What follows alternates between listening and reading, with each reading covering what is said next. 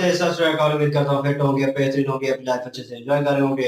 हम चारों की तरह आज एक और वीडियो, उसका टाइटल है जी Indian defence system and futuristic weapons technology explained by Devek Kumar. और परफेक्ट रिएक्शन की वीडियो है जी मुजफ्फर अली चौधरी साहब की, और ओरिजिनल वीडियो का लिंक डिस्क्रिप्शन में होगा। इनको भी सपोर्ट करें, हमें भी सपोर्ट करें। मेरा नाम है मोहम्मद अली, मेरे साथ हैं Mohammad Sameer Khokhar. Hello and welcome friend, मैं हूं मुजफ्फर चौधरी और आप देख रहे हैं हमारा यूट्यूब चैनल परफेक्ट रिएक्शन। दोस्तों, आपसे रिक्वेस्ट है काइंडली सबसे पहले हमारे चैनल को जो है सब्सक्राइब कर दें और इस वीडियो को आगे शेयर भी करें और लाइक भी करें। हमारे साथ इस वक्त बहुत ही ब्यूटीफुल पर्सनैलिटी है देवेक कुमार जी, हमारे प्रोग्राम में आते रहते हैं और बहुत ही इंटेलेक्चुअल है, बहुत ही जबरदस्त और दबंग बात करते हैं। तो मैं अपने शो में पहले इनको वेलकम कहता हूं। तो welcome to the show sir, नमस्कार। आपका सर, थैंक यू। अच्छा देवेक भाई, आज हमसे जो है ना कुछ 4-5 किस्म के मुख्तलिफ जो है टॉपिक उनके ऊपर बात करेंगे। सबसे पहले उनका बता दें अपने जो देखने वाले हैं, ताकि उनकी जो इंटरेस्ट है इसके ऊपर बनी रहे। एक तो हम इंडियन जो डिफेंस सिस्टम है उसके ऊपर आपसे बात करेंगे, और उसके साथ साथ फ्यूचरिस्ट जो वेपन्स हैं जो इंडिया के पास या आने वाले वक्त में जो आएंगे इंडिया के पास, उसके ऊपर बात करेंगे। जलियांवाला बाग का वाकया जो है उसके ऊपर आपसे आपकी राय जानेंगे। कल्पना चावला जो पहली इंडियन थी जो खला में गई, उनके उनके बारे में जानेंगे। और उसके साथ साथ जिन्ना की जो फैमिली है 1935 से पहले, तो उनसे उनके बारे में जानेंगे कि वो क्या थी उससे पहले। तो पहले आते हैं, सबसे पहले जो टॉपिक है हमारा डिफेंस सिस्टम। इंडिया का जो डिफेंस सिस्टम है, कोई भी जो मुल्क है जो सुपर पावर बनता है या दुनिया का एक बड़ा जो ताकतवर मुल्क बनता है, तो उसका डिफेंस भी उस हिसाब से मजबूत होना चाहिए। इंडिया के डिफेंस सिस्टम को आप कैसे देखते हैं? सर देखिए, इंडिया के जो डिफेंस सिस्टम्स हैं, इंडिया के पास 4 लेवल के डिफेंस सिस्टम हैं। Short range, very short range, medium range और लॉन्ग रेंज के। ठीक है, तो लॉन्ग रेंज में वो अपने जो हैं उसके पास S-400 भी है, ठीक है, और अपना भी बना रहा है। और काफी मतलब मिक्स एंड मैच है। कुछ उन्होंने इसराइल के साथ मिलके जैसे बराक 8 बनाया है, ठीक है, और कुछ उनके अपने हैं, तो कुछ उन्होंने बाहर से लिए हैं। बट करंटली इंडिया जो एक बहुत ही एडवांस्ड और सबसे बड़ा और अपना खुद का जो डिफेंस सिस्टम बना रहा है, उसका नाम है BMD, Indian ballistic missile defence system. इसके अंदर सर 4 होंगे। ये एक डिफेंस सिस्टम चारों रेंजेस को कवर करेगा, very short, short, medium, long range को। इसी के तहत सर, और इसकी रेंज होगी 5000 किलोमीटर। कहीं पे भी डिटेक्ट कर सकता है। अटैक की बात नहीं कर रहा, डिटेक्ट 5000 किलोमीटर तक कर सकता है। अटैकिंग जो है इसकी लॉन्ग रेंज, ज्यादा से ज्यादा जो अटैक कर सकता है वो मेरे ख्याल से 1400 से 2000 किलोमीटर के बीच में। पर यह कि अगर 2000 किलोमीटर दूर से भी मिसाइल छोड़ी जाती है, वो इंडिया को पता चल जाएगी। और वो जब आ रही होगी तो वो जैसी लाइन में आएगी ना, 5000 फॉर एग्जाम्पल 5000 से आ रही है, वो जैसे 2000 के अंदर आ जाती है, तो यहाँ से हम अटैक कर सकते हैं। जरूरी नहीं है कि इंडिया के अंदर ही उसको अटैक करना पड़े। और इसके अंदर शॉर्ट रेंज भी है, वेरी शॉर्ट रेंज भी है। इसके अंदर जो इंडिया के जो अपने बाकी जो डिफेंस सिस्टम्स थे, उनको इनकॉर्पोरेट किया गया है। पृथ्वी को, आकाश को, प्रद्युमन बैलिस्टिक मिसाइल इंटरसेप्टर को इसके साथ वो किया गया है इनकॉर्पोरेट। और इसके साथ साथ इसके अंदर एक इजरायली रडार भी है, जो इंडिया ने मिलके जो कहते हैं बनाया है, या इंडिया के अंदर बना है, लेकिन है वो बेसिकली इसराइल की टेक्नोलॉजी। उसका नाम है स्वॉर्डफिश रडार, स्वॉर्डफिश रडार, ठीक है। इसके अलावा इंडिया एक बहुत ही बड़ा ओवर द हॉरिजन रडार बना रहा है आपका अंडमान निकोबार आइलैंड पे। वो जो radar, over the horizon radar, sir दुनिया के कुछ 4-5 मुल्कों के पास ही है, इंडिया बना रहा है। 500 चौथा या 500 मुल्क इंडिया होगा। वो सर ऑलमोस्ट आप समझे आधी धरती को वो कवर कर लेता है, आधी दुनिया को। उसके ऊपर इतना मतलब वो बहुत बड़ा होता है। वो मतलब छोटे छोटे ऐसे रेडार नहीं होते कमरे जितने, वो बहुत बड़े होते हैं, एकड़ों में लगे हुए होते हैं। तो वो चीज वो बना रहा है, वो अभी बनी नहीं है, वो भी इसके अंदर इनकॉर्पोरेट हो जाएगी। इसके अलावा देखिए सर, इंडिया के पास 4 लेवल है। वो कहते हैं ना, इंडिया में एक चीज है कि इंडिया को कोई अटैक इतनी आसानी से कर नहीं सकता, बहुत मुश्किल है। वही बात है, इंडिया के अंदर एक लॉन्ग रेंज है लेवल है, फिर दूसरा लेवल है, फिर तीसरा है, फिर चौथा है। 4 लेवल के तो सिर्फ सिक्योरिटी सिस्टम है। इन चारों को क्रॉस करके, इन चारों को हराने के बाद जाके कहीं इंडिया के किसी शहर में जाके आप हमला करेंगे। मिसाइल से बात कर रहा हूँ मैं, मिसाइल से। तो जो एयर या स्ट्राइक होती है उससे बचने के लिए? एरोप्लेन भी यही होता है सर, एरोप्लेन इन्हीं डिफेंस सिस्टम में आ जाते हैं। तो ये एरोप्लेन्स को भी अटैक कर सकते हैं, ये सैटेलाइट्स को भी अटैक कर सकते हैं, मिलिट्री सैटेलाइट्स को, ये मिसाइल्स को भी अटैक कर सकते हैं। चाहे वो क्रूज मिसाइल हो चाहे बैलिस्टिक मिसाइल हो। इंडिया के बीएमडी की ये भी खासियत है कि क्रूज मिसाइल्स को भी अटैक कर सकता है, तो वो चीज भी इसके अंदर है। क्योंकि ब्रह्मोस को भी वैसे इसके अंदर इनकॉर्पोरेट किया गया। क्रूज मिसाइल को क्रूज मिसाइल ही अटैक कर सकता है, क्योंकि वो अपना रास्ता बदलता रहता है, उसका रास्ता तय नहीं जी। होता। बैलिस्टिक एक सीधे रास्ते पे जाता है तो वो रेडार बता देता है कि ये इसका रास्ता है, इधर जाके काट दो उसको। तो वो चीज भी होने वाली है इसके अंदर जी।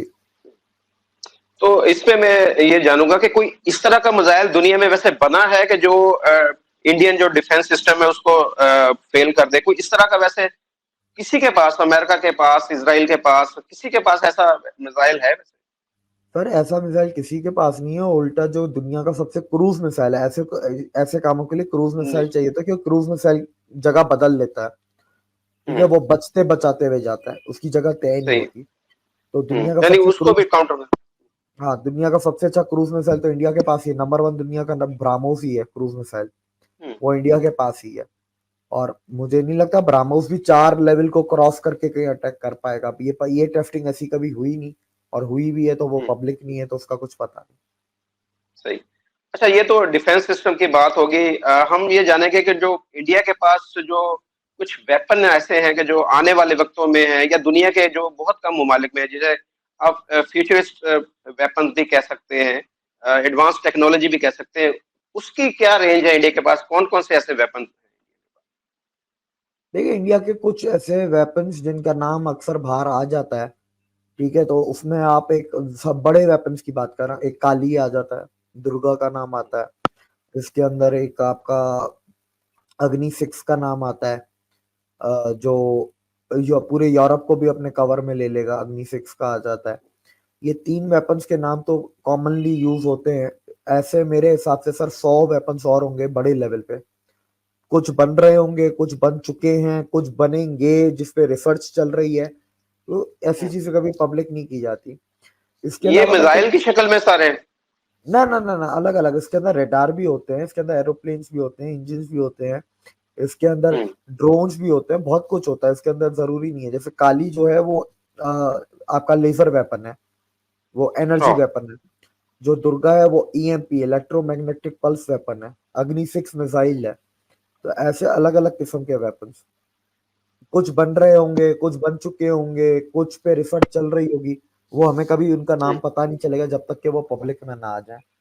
लेकिन ये है कि जो आपके आजकल के वेपन्स हैं उनको इंडिया बहुत ज्यादा मॉडर्नाइज कर रहा है। जैसे लाइटनिंग म्यूनिशन जो होती है, जो ड्रोन्स, कामिकाज़ी ड्रोन्स होते हैं, वो इंडिया ने बना लिए, डिप्लॉय कर दिया एलएसी पे।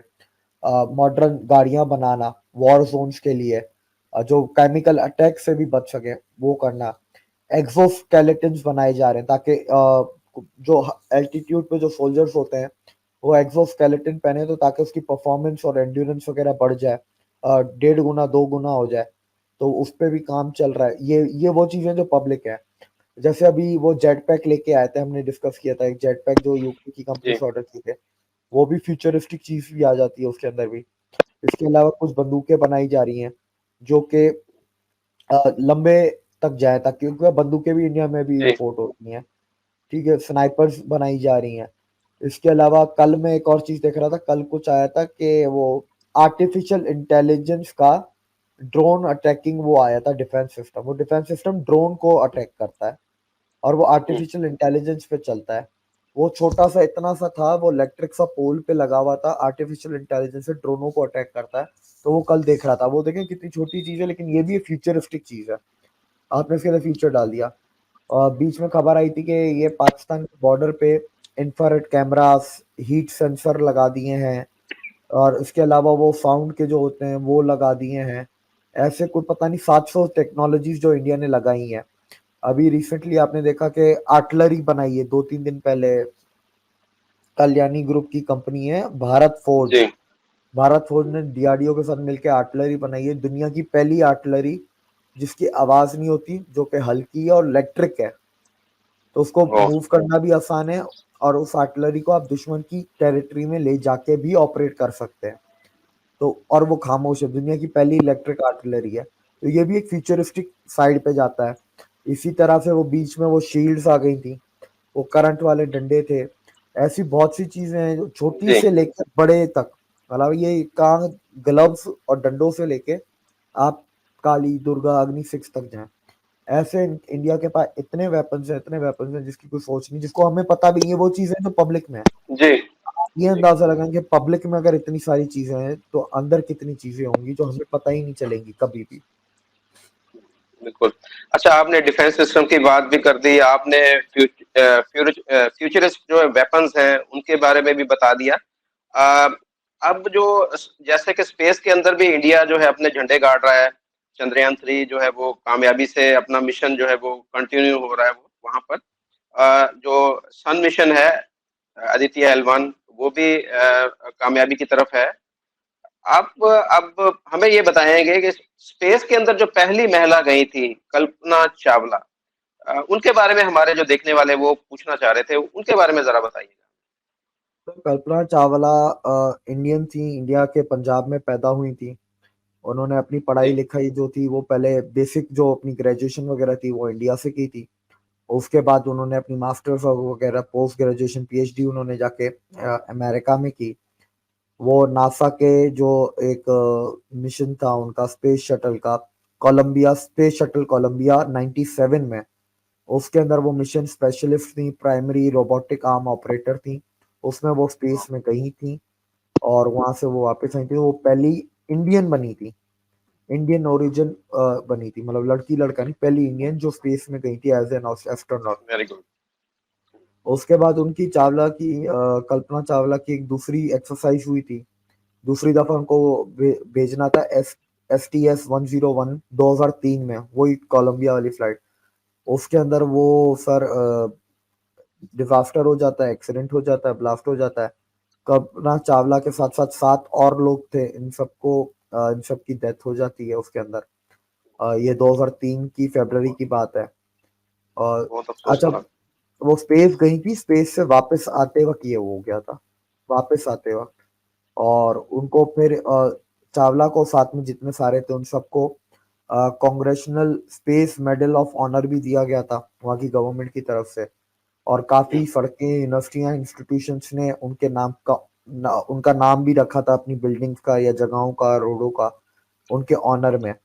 नासा ने उनको डिस्टिंग्विश सर्विस का मेडल भी दिया था, नासा ने स्पेस फ्लाइट मेडल भी उन्होंने दिया था। उन्होंने अपनी जिंदगी में 31 दिन 14 घंटे 54 मिनट स्पेस में गुजारे, करीब 1 महीने से थोड़ा ऊपर। तो आपने बताया कि वो इंडियन पंजाब से थी, उनकी जो फैमिली है या वहाँ पर जो कुछ लोग हैं या इंडिया की तरफ से भी उन्हें कुछ सम्मान दिया गया, यहाँ पर भी कुछ रोड के नाम या कुछ उनको मेडल वगैरह भी मिले होंगे शायद। इंडिया ने इनकी डॉक्यूमेंट्री बनाई थी इनके सम्मान में। इंडिया ने इनके नाम पे एक अवार्ड भी दिया था, वो अवार्ड का नाम मैं भूल रहा हूँ। और दिल्ली टेक्नोलॉजिकल यूनिवर्सिटी में गर्ल्स हॉस्टल का नाम भी यही है। IIT खड़गपुर में Kalpana Chawla space technology cell है। इसके अलावा अगर आप कुरुक्षेत्र हरियाणा में जाएंगे तो वहां पर कल्पना चावला का नाम से प्लेनेटेरियम है। एक गर्ल्स हॉस्टल इनके नाम पे किया पंजाब इंजीनियरिंग कॉलेज से, जहां से इन्होंने अपनी बैचलर्स की थी। दूसरा जो दुनिया भर में University of Colorado, University of Texas, International Space University, University of Texas at El Paso, बहुत सारी जगहों पे इनके सम्मान में इनको नाम दिए गए थे। कल्पना चावला अवार्ड दिया जाता है कर्नाटका की गवर्नमेंट से यंग साइंटिस्ट को, मतलब इनके नाम से एक अवार्ड भी है। कोयम्बतूर तमिलनाडु में कल्पना चावला के नाम से पूरी एक स्ट्रीट है, Kalpana Chawla street in Rayon Nagar, Sirumugai, Coimbatore, Tamil Nadu. National Institute of Technology, उसका भी गर्ल्स हॉस्टल इन्हीं के नाम पर है। Odisha University of Technology and Research Bhubaneswar, उनका गर्ल्स हॉस्टल इनके नाम पे है। National Institute of Technology Bhopal, उधर भी गर्ल्स हॉस्टल इन्हीं के नाम पर है। तो सर इस तरह के इनको बहुत सारे जी, सम्मान दिए गए अलग अलग ये तो वक्त पे। अमर अमर हो गई, ये तो अमर हो गई। जब बिल्कुल तक सही। ये दुनिया रहेगी वो उनका नाम भी जिंदा रहेगा। जी बिल्कुल, ऐसा ही है सर। अच्छा दिलीप भाई, जलियांवाला बाग के ऊपर अगर हम जाएं, एक बहुत ही अफसोसनाक वाकया हुआ था। वहां पर बहुत सारे लोगों को शहीद कर दिया गया था। कुछ लोगों को शायद पता हो, पाकिस्तान में लोगों को इसकी हिस्ट्री के बारे में नहीं पता। तो इंडिया में हो सकता है लोग जानते हो, लेकिन मुझे भी सही तरीके से इसकी जो इतनी हिस्ट्री का पता नहीं। आप जरा बताएंगे कि ये वाकया, इसके पीछे कौन लोग थे और हुआ क्या था ये वाकया, इसके कारण क्या थे? जलियांवाला बाग से पहले बस एक आखिरी चीज मैं बता दूं।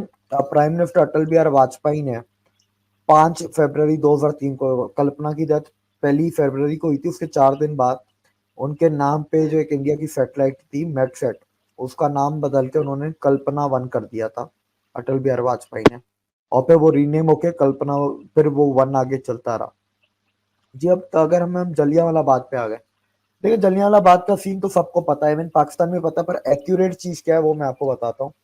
वर्ल्ड वॉर 1 में जो इंडियन सोल्जर थे सर, करीब अराउंड 1.2 मिलियन थे। 8 लाख कहते हैं, कोई 12 लाख कहते हैं, पर इसके बीच में हम्म, पकड़े इतने इंडियन सोल्जर वर्ल्ड वॉर 1 में लड़े थे। तो अंग्रेजों को डर था कि यार ये कहीं वापस आके, अब इनके अंदर से खौफ तो चला गया ना गोली चमड़ी को मारने का। पता हम्म, चले अगर ये सोल्जर अगर वापस इंडिया आ जाते हैं, ठीक है, तो ये तो मिलके रिवॉल्ट कर सकते हैं, ये तो हमारी हुकूमत खत्म कर सकते हैं, ये तो वहाँ के लोकल्स के अपने, मतलब अपने जैसे अपने रिश्तेदार, अपने लोगों के साथ मिलके हमारे ऊपर अटैक कर सकते हैं। वॉर का एक्सपीरियंस भी है, डर भी चला गया है, ठीक है, और इनके अंदर एक हिम्मत भी, एक मोराल भी होता है कि भाई दुनिया की जंग जीती है, वर्ल्ड वॉर 1 जीती।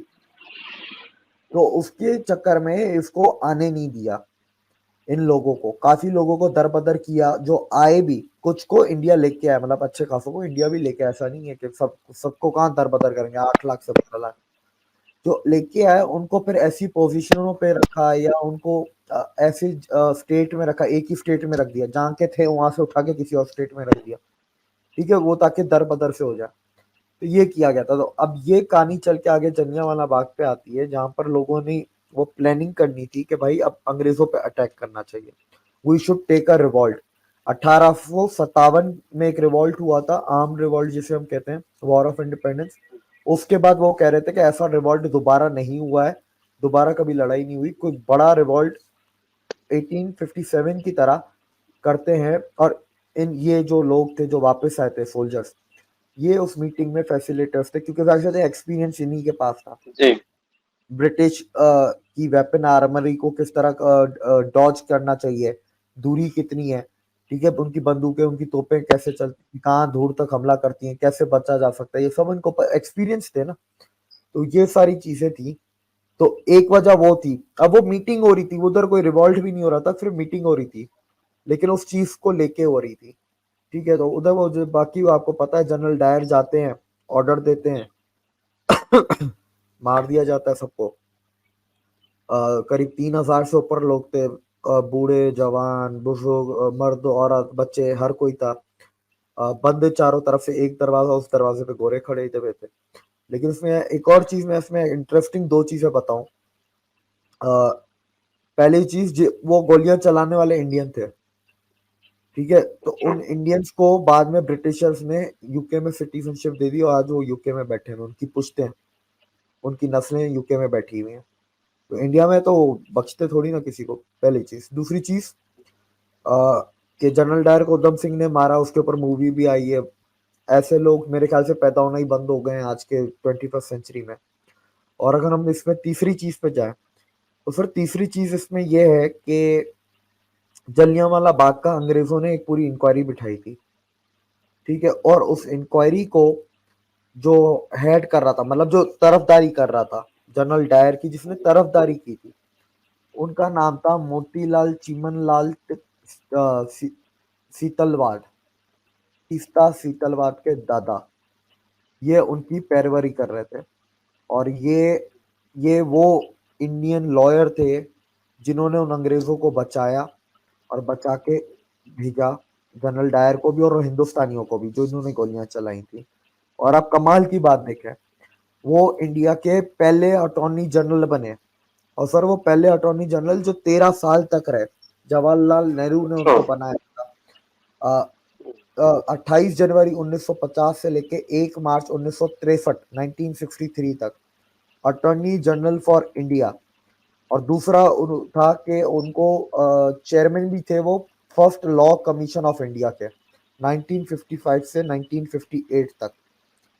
तो आप इससे देखें कि ये कितनी लंबी कहानी है। और इनकी जो पोती है तीस्ता तसलवार, उसका तो अब सभी को पता चल गया है वो क्या थी क्या नहीं थी, उसने 2002 में क्या किया मोदी जी के साथ, और फिर किस तरह उसकी एनजीओ ने किया, क्या करप्शन किए, ह्यूमन राइट मिनिस्ट्री के किस तरह उसने डेवलपमेंट के करोड़ों रुपए खाए, किस तरह एविडेंसेस को फैब्रिकेट किया, मीडिया को चलाया। एक जज था, उस जज को भी मैनिपुलेट किया क्योंकि उस जज की बेटी इसकी दोस्त थी बचपन की। तो बहुत सारी कहानी है जो अब खानदानी मसले हैं। इंडिया में हर चीज हिस्ट्री से कनेक्टेड है। ये इंडिया में नहीं भी पाकिस्तान में भी ऐसे है, ये अंग्रेजों के सहूलतकार जो है ये हर जगह मौजूद होते हैं। पाकिस्तान में भी यही सेम स्टोरी है। ऐसा ही है सर, ऐसा ही है। चले सर, अब एंड में हम आपसे जानेंगे कि जिन्ना मोहम्मद अली जिन्ना कायद आजम जिन्हें कहते हैं पाकिस्तानी, उनकी जो फैमिली है 1935 से पहले, उसके बारे में जरा बताइएगा। देखिए 1935 से जिन्ना की फैमिली जो है सर, पहले मैं जिन्ना की पूरी आपको बता दूं। जिन्ना के 3 चाचा थे, सॉरी 3 चाचा कह रहा हूँ, 2 चाचा थे। एक चाचा था, 2 चाचा बुआएं थी, ठीक है। जी चाचा का नाम था वालजी, बुआओं का नाम था नथुबाई और मनबाई, ठीक है। अब मैं आपको फिर जिन्ना के थोड़े भाई बहनों का आपको बता देता हूँ जो पाकिस्तान में, हमें तो फिर फातिमा जिन्ना ही पढ़ाया गया, ठीक है। तो मैं जिन्ना के आपके भाई बहनों को आपको बता देता हूँ। मोहम्मद अली जिन्ना, अहमद अली जिन्ना, बुड्ढे अली जिन्ना, रहमत बाई जिन्ना जो उनकी दूसरी पहली बहन, जो सबसे बड़ी बहन थी, शिरीन बाई जिन्ना दूसरी बहन, मरियम बाई जिन्ना तीसरी बहन, चौथी बहन थी फातिमा जिन्ना। तो ये मुस्लिम ये हुए थे, इनके वालिद मुस्लिम हुए थे, उससे पहले ये मुस्लिम नहीं थे। इनके वालिद इस्माइली हुए थे और ये शिया हुए थे। जिन्ना साहब, जिन्ना इस्माइली पैदा अच्छा, हुए थे, फिर वो इस्माइली से वो शिया हुए। तो जो इनकी जो इस्माइल, बाकी सिस्टर थी। वो सब तो सर वो आज भी मुस्लिम है, उनके जो खानदान इंडिया में रहते हैं। कुछ पारसी हैं, कुछ इस्माइली हैं, ज्यादातर इस्माइली हैं, इस्माइली मुस्लिम है। लेकिन इनकी जो बेटी है दीना वाडिया, वो पारसी थी जब तक जिंदा थी, और उनकी डेथ के बाद वो आ, पारसी है। उनके जितने बच्चे हैं, पोते हैं, वो सब के सब उनके आपको पता है दीना वाडिया की डेथ भी 2017 में हुई है। पाकिस्तान में किसी को पता चला है 2017 में डेथ हुई है दीना वाडिया की? नहीं, नहीं, कोई नहीं पता। बिल्कुल। और इंडिया में जितनी भी प्रॉपर्टियां थी जिन्ना की, वो सारी दीना वाडिया को दी गई थी। तो ये भी एक चीज है सर जो हमें देखना चाहिए। दीना वाडिया ने जो शादी की थी नेविल वाडिया से की थी, नेविल वाडिया से उनको जो 2 बच्चे थे, उसमें से मेन जो सबसे बड़ा बच्चा था वो था नुस्ली वाडिया, जो अभी भी वाडिया ग्रुप के चेयरमैन है, इंडिया के वाडिया ग्रुप के। और उनके आगे फिर नीचे 2 और वाडिया हैं, एक नेस वाडिया, एक दूसरा कोई और वाडिया है। तो उनकी फैमिली आज भी है। जिन्ना की सिर्फ इंडिया की प्रॉपर्टी नहीं, इवन यूके की प्रॉपर्टीज भी सारी फातिमा जिन्ना के नाम पे गई थी और दीना वाडिया के नाम पे गई थी। फातिमा जिन्ना से दीना वाडिया बातचीत करती नहीं जब तक फातिमा जिन्ना जिंदा थी। वो मिलना भी चाहती थी, पर अयूब खान की वजह से वो कभी इंडिया जाके उनसे मिल ना पाई, क्योंकि अयूब खान ने वैसे ही एक इल्जाम तो लगा ही दिया था कि इंडिया की एजेंट है। जी तो वो कभी अपनी उनसे मिल भी नहीं पाई। और दीना वाडिया पाकिस्तान भी आई थी सर। 2004 की बात है, परवेज मुशर्रफ के टाइम पे वो आई थी पाकिस्तान, मज़ार कायद पे एक दफा आई थी बस। जी, तो बहुत शुक्रिया दिवेक भाई आपका, आपने डिटेल से सारी चीजें बताई। हमारे जो देखने वाले हैं वो अक्सर इन चीजों के बारे में पूछते थे, तो इनको डिटेल से हर चीज की समझ आ गई होगी कि इंडियन डिफेंस सिस्टम, इंडियन जो है फ्यूचरिस्ट जो वेपन्स हैं, जलियांवाला बाग, कल्पना चावला और जिन्ना जी की जो फैमिली है 1935 से पहले, तो सारी चीजें उम्मीद है हमारे जो देखने वाले हैं उनको इसकी मुकम्मल तौर पर जानकारी हासिल होगी होगी हमारे चैनल को सब्सक्राइब जरूर कीजिएगा। मैंने टारगेट सेट किया कि इस माह के अंदर जो है 50,000 सब्सक्राइबर जो है वो पूरे करने, तो इसमें जो है आपकी सपोर्ट की जरूरत है। तो आप इस वीडियो को ज्यादा से ज्यादा आगे शेयर करें और जो तमाम जो देखने वाले हैं आपके, जो उन सबको बोले कि हमारे चैनल को सब्सक्राइब करें। दिवेक भाई आपका बहुत शुक्रिया, आपके कीमती वक्त का आपने जो हमारे जो देखने वाले हैं उनको मुकम्मल तौर पर जानकारी दी, तो आपका धन्यवाद सर। नमस्कार। थैंक यू सर, शुक्रिया। जी बिल्कुल जी, इनके ओरिजिनल वीडियो का लिंक डिस्क्रिप्शन में यूज होगा, लाजमी इनके भी 50,000 करें और हमारे भी बढ़ाएं। और दूसरा चैनल भी है, उस पर भी जाएं, वहाँ पे भी वीडियो आ रही है। और हाँ, मोदी जी की एक वीडियो आई है, लाजमी उसको भी चेक करें और वॉच करें वो वीडियो भी, और उसको भी सब्सक्राइब करें। उस पर भी वीडियो आती है फनी, दूसरी मिक्स आती हैं, तो लाजमी जाएं उस पर भी। और बाकी बात करें तो डिफेंस सिस्टम वाकई इंडिया ने बहुत मजबूत कर लिया, इसमें कोई शक नहीं है। न्यू हथियार हैं और ऐसे हथियार हैं जो किसी के पास नहीं है। तो ब्रह्मोस की तो हम पहले भी 1-2 दफा वीडियो बना चुके हैं, उसका कोई तोड़ भी नहीं है। तो डिफेंस सिस्टम में जो है वो डिफेंस में इंडिया बहुत आगे तक निकल चुका है, और अभी जो है बड़े बड़े मुल्कों को टक्कर दे सकता है। पाकिस्तान के साथ उसकी इतनी वो लड़ाई नहीं है, सीधी बात है, पाकिस्तान को समझते ही नहीं है। तो उनकी लड़ाई है चाइना के साथ मेन। तो उसके हिसाब से उन्होंने अपने जितने भी डिफेंस सिस्टम है मजबूत किया है, और वाकई उनके मुकाबले में आ चुके हैं आप, और इसमें कोई शक नहीं। और अभी ये तो ऑफिशियली तौर पे है, और छुपी छुपाई में पता नहीं कितने हथियार होंगे, क्योंकि कुछ चीजें ऐसी होती हैं जो कि बताई नहीं जाती, तो उनको राज ही रखा जाता है। एंड टाइम पे जो पता चलता है कि इनके पास तो ये भी है, सरप्राइज रखा जाता है ये। तो उसके बाद जो है वो कल्पना जी की बात की, कल्पना जी जो है वो उनके जो नाम नासा में थी, तो उन वहां पे जो है वो अमर हुई, और इंडिया में भी अमर हो चुकी हैं। उनका नाम अभी तक जिंदा है, और काफी चीजें जो है उधर भी बनी है, इधर भी बनी है, अवार्ड बने हैं। तो नासा ने भी उनको बड़ा ऑनर्स जो है वो दिए हैं, और ऑनर्स के तौर पे काफी चीजों के नाम रखे हुए हैं वहां पे भी, और इंडिया में भी। और बाकी ये कि जलियांवाला बाग की बात की है, तो उसकी ज्यादा स्टोरी की समझ मुझे नहीं आई इस वीडियो के हिसाब से। तो लेकिन ये है कि थोड़ी बहुत पता थी, और ज़ाहिर जुल्म हुआ है वहां पे, और उसमें अपने भी थे, ये तो मुझे पता है, अपने भी थे। जहाँ पे बंदे मरते हैं ना, वहाँ पे अपने भी जरूर होते हैं। तो उन्होंने बताया भी, जिन्होंने गोलियां चलाई आज वो यूके की उनकी फैमिली जो है वो नेशनलिटी होल्डर बनी बैठी है।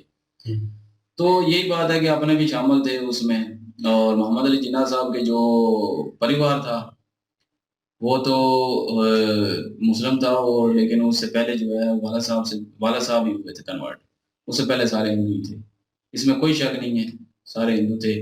और बाकी ये है कि उनकी फैमिली वहां पे कितनी है, यहाँ पे कितनी है, कोई पता नहीं किसी को भी।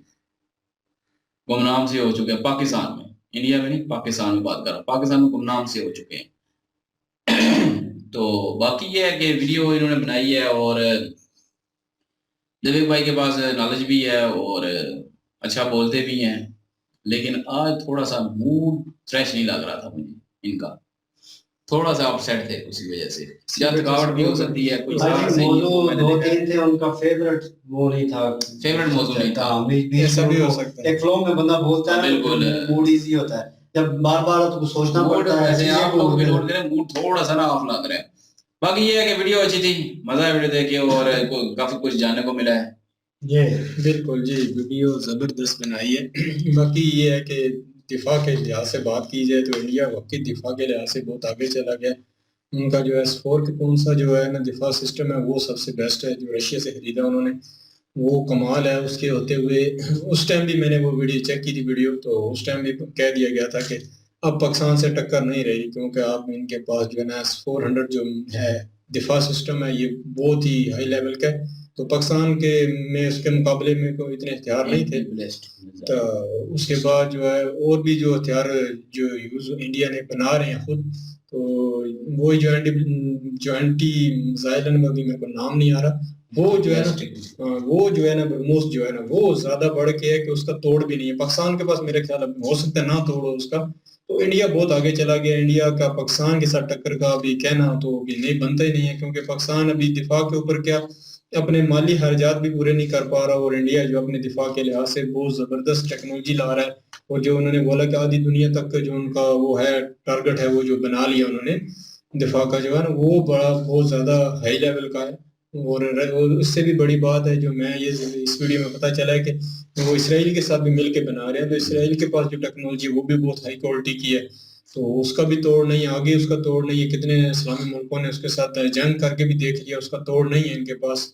तो वो भी इंडिया के साथ बना रहा है। फिर उसके बाद अमेरिका भी इंडिया को बहुत ज़्यादा टेक्नोलॉजी दे रहा है इसकी, मतलब एटम बनाने की, ये मतलब दिफा सिस्टम हो गया, या फिर दिफाई लिहाज से जितने भी हथियारे हो गए या हेलीकॉप्टर हो गए, वो बनाने की टेक्नोलॉजी मिल रही है इंडिया को।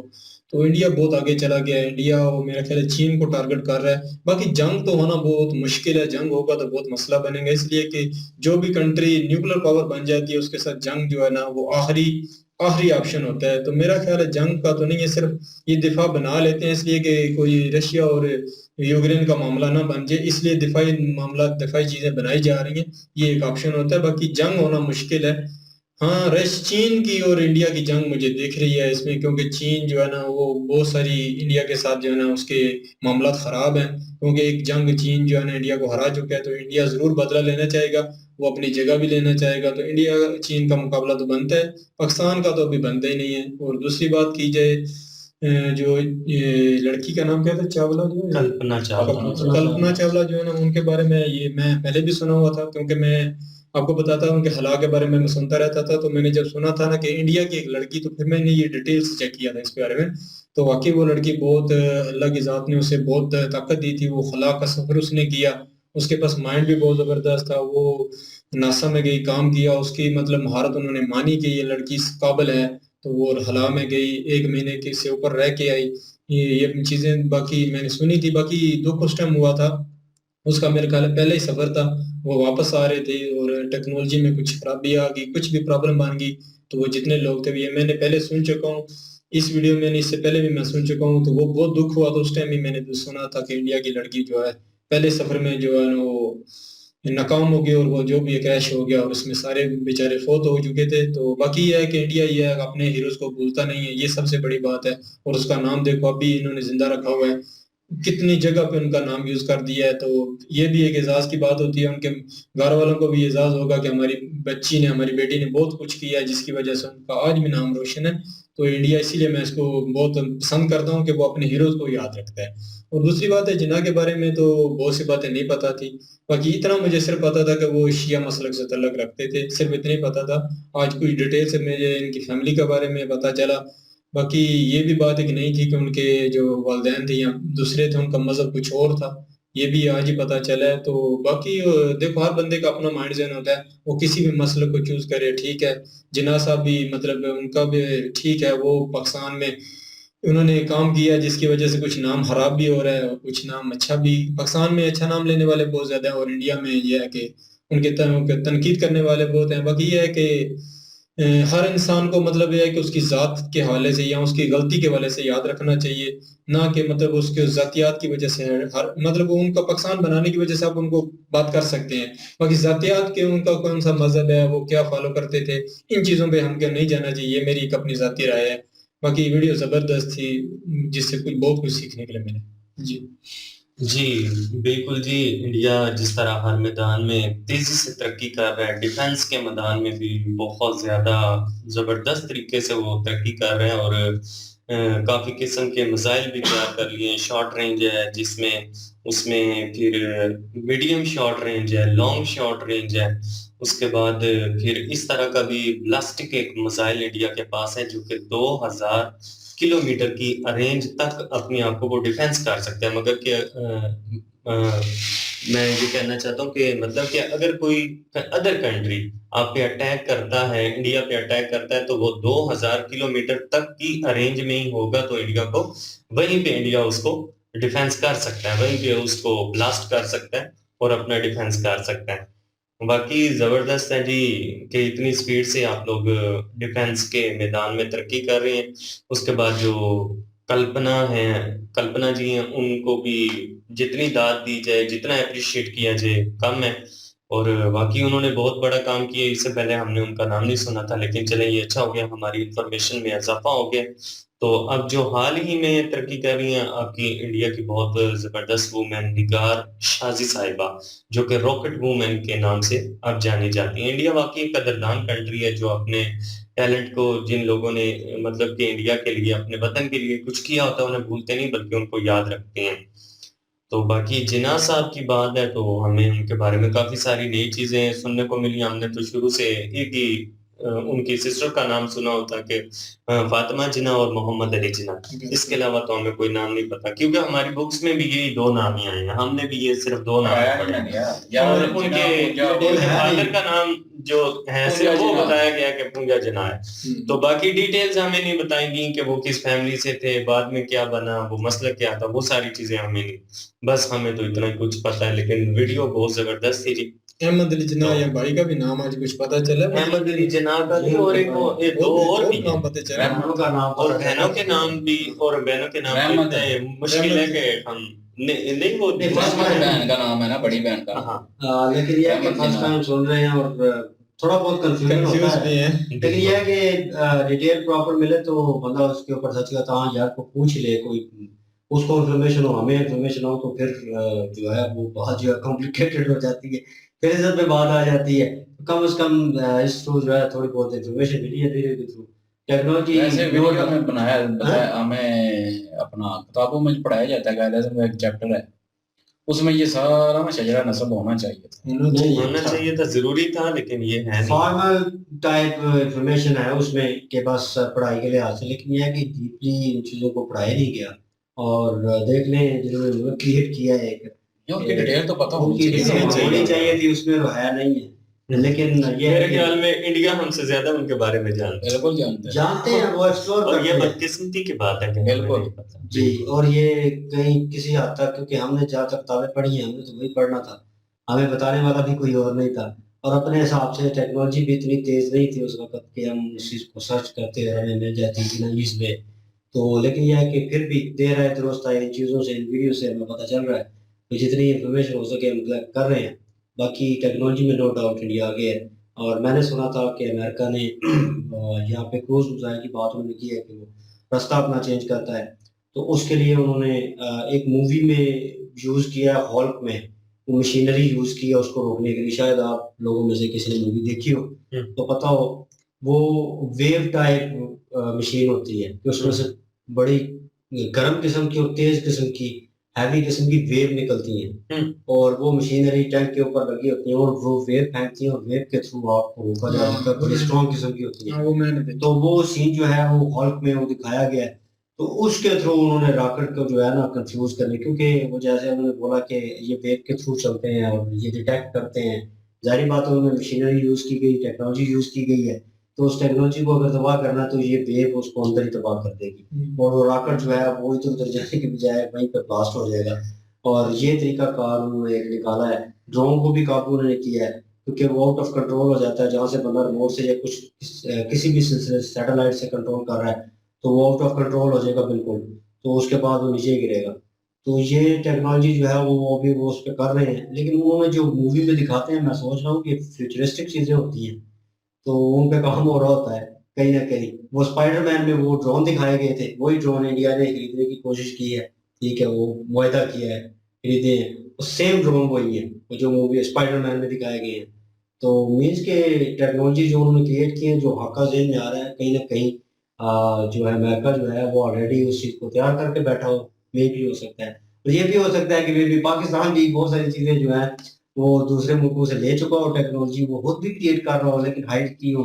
तो ये एक डिफेंस का तरीकाकार होता है, अगर आप सब कुछ पॉइंट जो है आपने वो बता देंगे अगले बंदे को, तो अगले बंदे के लिए फिर प्लान बनाना ईजी हो जाएगा। अगर पता नहीं होगा तो उसके प्लान में गड़बड़ हो सकती है, उसे पता नहीं है कि कहीं से क्या निकलने वाला है और क्या आने वाला है तुम्हारी तरफ, तो नहीं पता होता। बाकी ओवरऑल देखने में लग रहा है कि इंडिया स्ट्रॉन्ग है और बिल्कुल डिफेंस पे काम करना चाहिए, भले वो पाकिस्तान है, इंडिया है, अमेरिका है, वट जो भी कंट्री है, तो अपने डिफेंस के लिए वो पैसा लगाते हैं। बाकी इन्होंने मौजूद और भी बीच में ऐड किए हैं। मेरे ख्याल में कायदातों को लेकर ज्यादा बहस नहीं करनी चाहिए, क्योंकि मेरा हिस्ट्री से रिलेटेड जो है वो वैसा नहीं है, वो साफ साफ नहीं है। लेकिन ये है कि इन्होंने चीजें बताई हैं, उस पर सर्च करना तो हमारा हक बनता है कि हम देखें यार कम से कम उन्होंने बात की है। तो जितनी भी ओवरऑल ये बातें करते हैं रेखत भाई वो ऑलमोस्ट ठीक होती हैं। वही बात अली भाई की कि कंफ्यूज थे, मौजूद चेंज थे मेरे ख्याल में इस वजह से, या हो सकता है उनको भी गर्मी लग रही हो हमारी तरह, तो कुछ भी हो सकता है। वीडियो ओवरऑल जबरदस्त थी, अच्छे मौजू पे थी और इन्होंने 3-4 सवाल किए, अच्छे जवाब दिए उन्होंने, मजा आया देख के, एंजॉय किया। इनकी ओरिजिनल वीडियो के लिंक और चैनल की लिंक डिस्क्रिप्शन में मौजूद होगी, प्लीज जाएं, विजिट करें, चेक करें, सपोर्ट करें। इंशाल्लाह मिलते हैं नेक्स्ट वीडियो में। अपना ख्याल रखिएगा, तो याद रखिएगा। तब तक के लिए अल्लाह हाफिज, पीस।